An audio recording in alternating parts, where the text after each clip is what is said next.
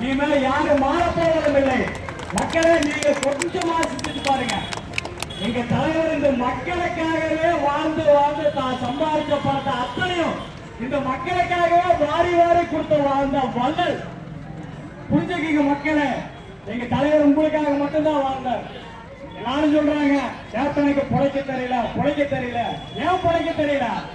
மக்களாக உங்களுக்காக வாழ்ந்த தலைவர், அதனாலதான் பொழைக்க தெரியல எங்க தலைவருக்கு.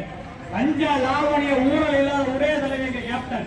மக்களுக்காகவே வாழ்ந்து இந்த மண்ணை விட்டு மறைஞ்சிட்டார் கேப்டன். ஆனால் கேப்டன் இருந்தார், வாழ்ந்தார், இன்னும் வாழ்ந்து கொண்டே இருப்பார். எந்த ஒரு தமிழ்நாட்டிலே தேமுதிக சார்பாக யார் ஒருவர் அன்னதான வழங்கினாலும் அது நாங்கள் வழங்கும் நிர்வாகிகள் அல்ல, கொடுப்பது நாங்களாக இருந்தாலும் கொடுக்கும் கரங்கள் கேப்டனுடைய கரங்கள்.